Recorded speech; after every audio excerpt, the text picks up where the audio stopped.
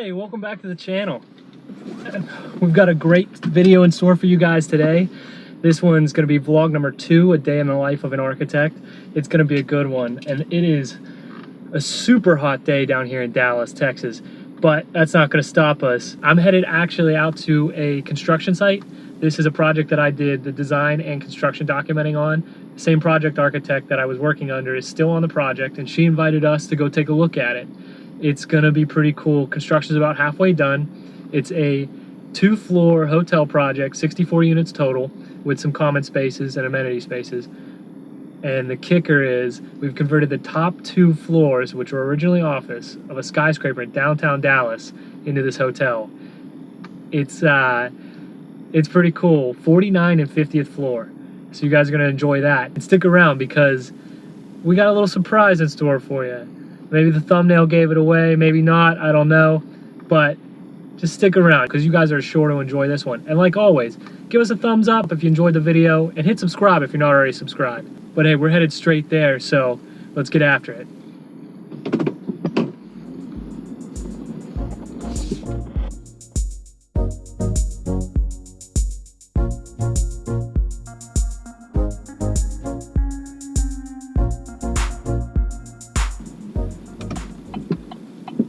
Well, some of you guys may know that I'm an architect. Some of you may not realize that I work for a large multifamily firm. And we do a lot of these big, crazy apartment complexes that you see going on all over the country right now. It seems to be a big trend. And it's kind of what drew me to Dallas to start working and what the bread and butter for the firm I work for is. But we also do some stuff like hospitality. And so that project that we're working on today, that we're going to go take a look at, is actually a pretty cool hotel. It's a boutique for sure. They're out of Austin. I'm not going to really say the name because they're not open right now and they don't really want everybody to know who they are and that they've got this thing going on. But it's a super cool project and I think you guys will enjoy it.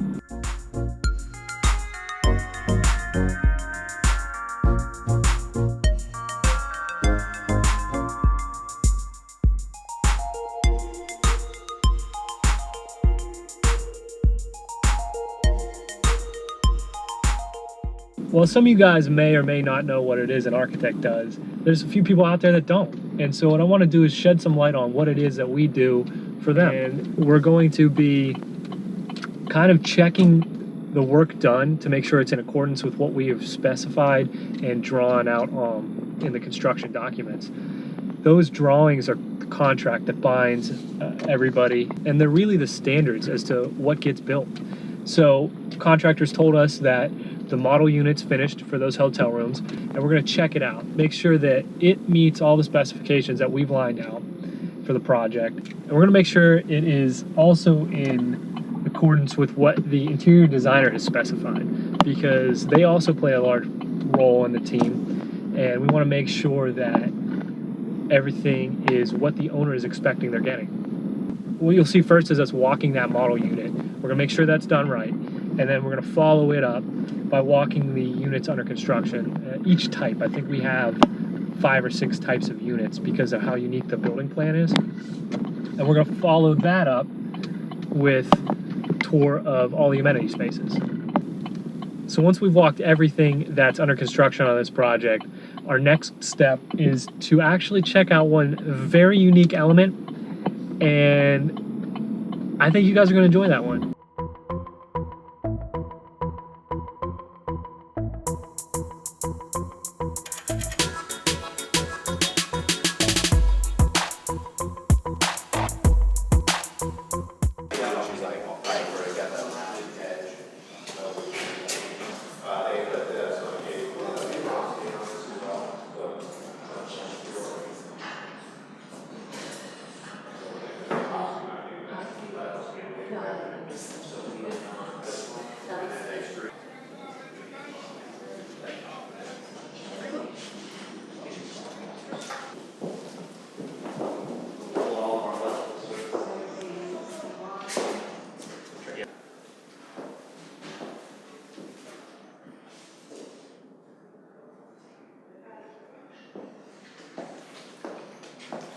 How many RFIs have you guys had on this project so far?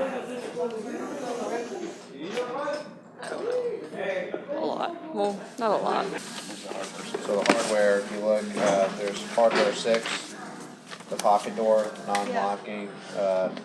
This is that flush pull, blah, blah, blah. So when you Google that, this is the upstairs part. But this part here, when you Google that, that's just the circle part that you have. And then if you go to hardware A, that's the... So as I'm back here editing this video for you, I realized I didn't explain what was going on here. This is a lift system on the 49th and 50th floor. There is no service elevator that reaches that high because the overrun on that service elevator would actually run into the mechanical equipment on the 50th floor for the entire building. To get materials up and down, you need to have this lift system. So what you're seeing here is a construction worker taking garbage and putting it on that lift system to drop it down to the 49th floor, to then take it, transfer it, and drop it down to the 48th floor where it could be put onto the service elevator and taken down to the basement to put in the trash.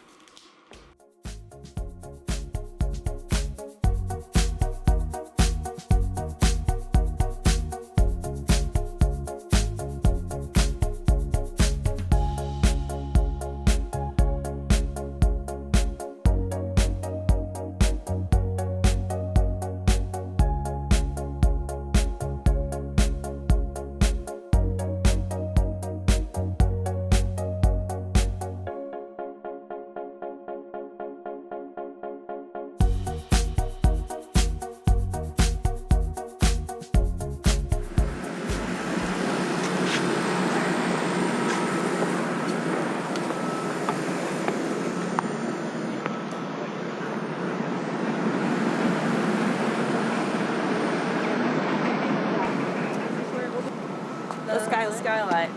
So when is this thing gonna land? Never. Never again. It's over? Why were they here? The oil company that leased this top floor. On the structural drawings it has there. Is that what the caps are? Yeah.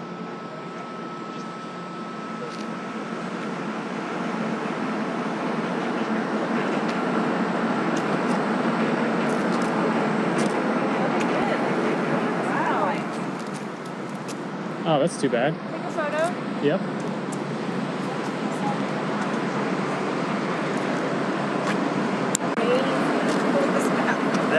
That would be cool. Walk to the edges. Oh yeah. Over. Wear your hat.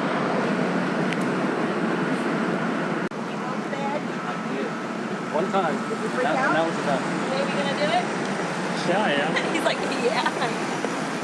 I'll wait for you over here. I'm gonna leave this Robert.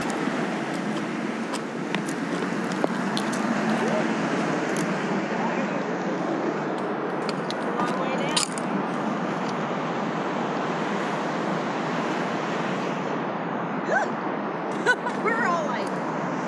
Would you be a window washer?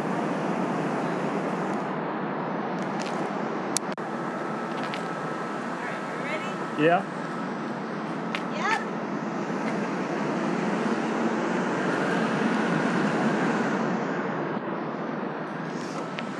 Got it right. It is right.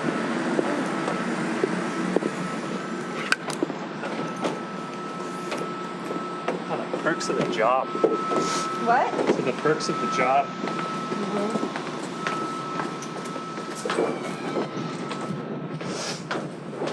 Thanks.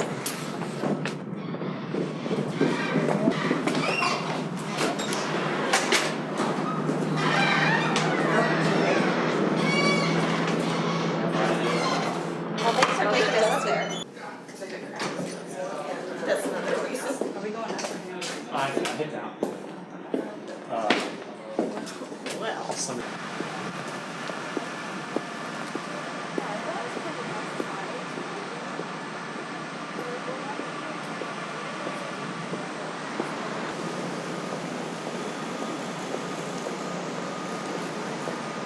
If you guys like these kind of videos where I show you projects that I'm working on, let us know down in the comments. Or if there's something else that you guys want to see that we do, or kind of behind the scenes, drop down there in the comments and let me know. I appreciate it. I'm always down there kind of interacting with you guys to the best of my ability. You know, I know our channel has kind of taken off a little more recently, so I can't answer every comment, but you know, if you guys have a question about what it is that we do as architects, or you know, what the day-to-day is like, because I know there's some people down there that are thinking about being an architect or kind of curious about what it is we do, let us know, and I'll try and get back to you. So I didn't want to jump in and annoy you guys while we were taking a tour of that roof, because it was just an awesome skyline and I was way too pumped to share that with you guys. Now the reason we were up there was to check out the skylight that we had proposed, and it's going to be cut into the existing helipad. That helipad had been there since day one. It was integral to the building, and so it actually ended up having a lot of design work done on the structural engineering side just to be able to cut into that, because the structure of that is incorporated in the structure of the building itself. Now the building owner was okay with it. They said that the last time somebody's used that helipad was the early 2000s. So we're looking 15 to 20 years ago that somebody's used that helipad, and they didn't mind cutting a hole into it to allow some light into the center. Our goal for that was to allow some natural light into the amenity space. Those spaces weren't getting any light at all because we ring the entire outside of the building with the guest rooms. So they ended up being a pretty dark space, and we wanted to liven them up a little bit. Now those other two skylights you saw, those were existing, and they actually served offices beneath there. Now those offices were removed, and the way we laid out our hotel rooms, we couldn't utilize those skylights. They ended up having walls going through the middle of them or something like that. So we ended up just covering them over with the same roofing membrane as the rest of the roof during its re-roofing process recently, and cover them up on the inside as well. I wish we really were able to save those skylights and repurpose them, but it just didn't work out. As we were doing our investigating, we realized that there's a lot of mechanical equipment on that ceiling of the 50th floor for a restaurant level on the 48th floor.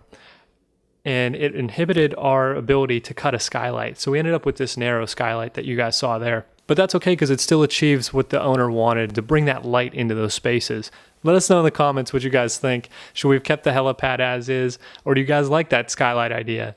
Personally, I think we should have left that helipad. Who knows, some bride and groom could have been staying at the hotel we just designed, had their wedding reception at that restaurant level I just told you about. They could have flown in, landed on top of the building with a helicopter, live feed down to the reception. But hey, I'm not a wedding planner, I'm just an architect. So if you guys enjoyed the video, hit that like button, hit subscribe if you're not already subscribed, and we'll see you in the next one. But like always, keep building.